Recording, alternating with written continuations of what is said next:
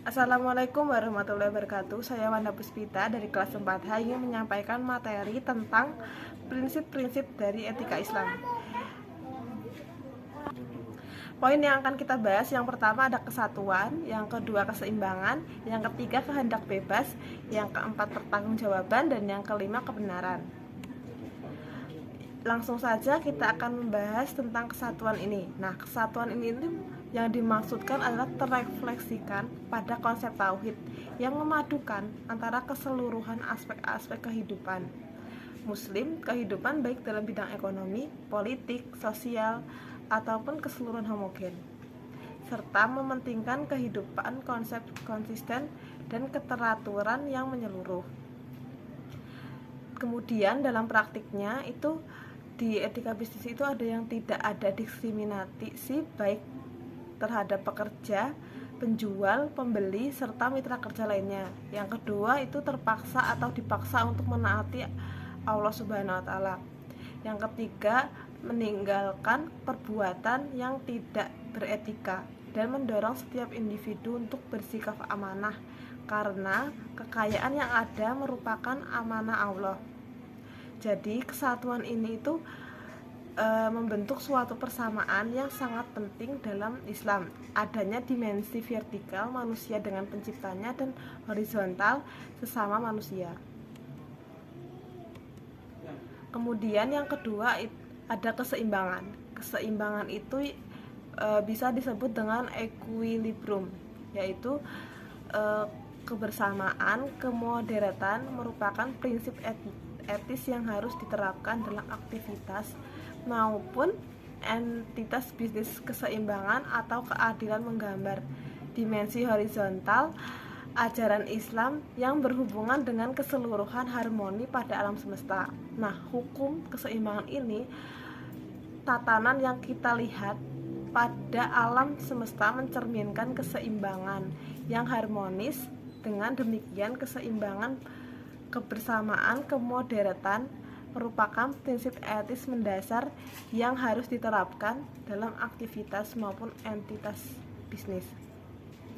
Nah, keseimbangan ini dalam prakteknya itu contohnya kayak tidak ada kecurangan dalam takaran dan timbangan, kemudian penentuan dan harga yang berdasarkan mekanisme pasar yang normal.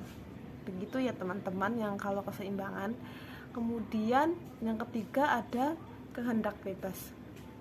Nah, kehendak bebas ini ada kebebasan yang merupakan bagian yang penting ya. Jadi semua itu penting, tapi ini juga penting.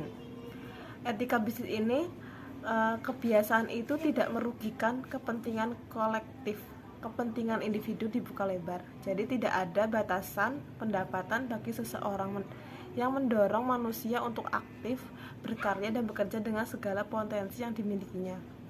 Sampai pada tingkat tertentu, manusia dianugerahi kehendak bebas untuk memberikan arahan dan membimbing kehidupannya sendiri sebagai khalifah di muka bumi. Nah, hal ini itu ada dalam surat Al-Baqarah ayat 30. Berdasarkan prinsip kehendak bebas ini, manusia mempunyai kebebasan untuk membuat sesuatu perjanjian, termasuk menepati janji atau mengingkarinya. Jadi kehendak bebas ini ada dua, bisa menepati janji dan bisa tidak menepati janji.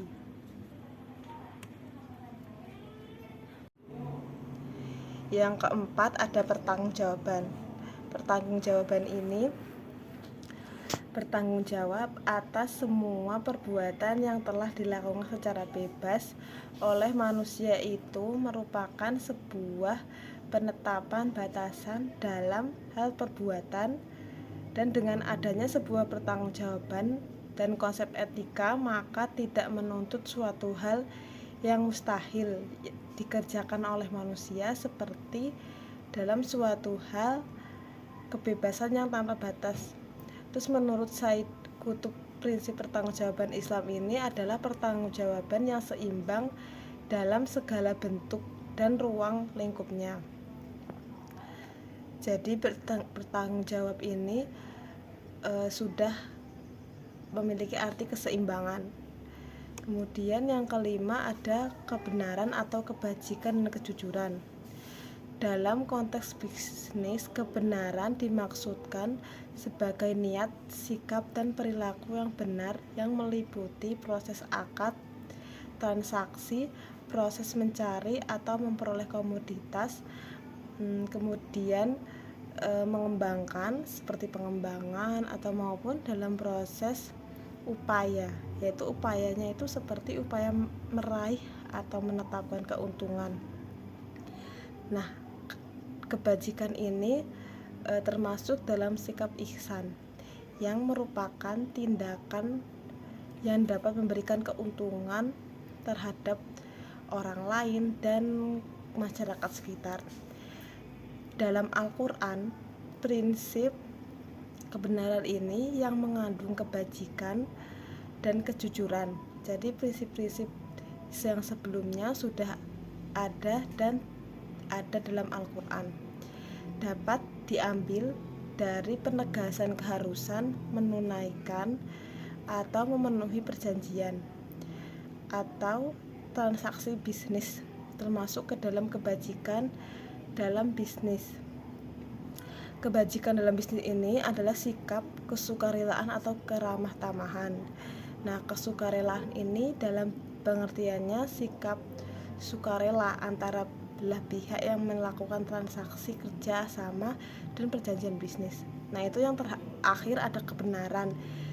Jadi yang sebelumnya dan intinya adalah yang kesatuan itu memadukan keseluruhan aspek kehidupan muslim. Terus yang kedua ada keseimbangan, yaitu antara ajaran Islam yang berhubungan dengan alam semesta.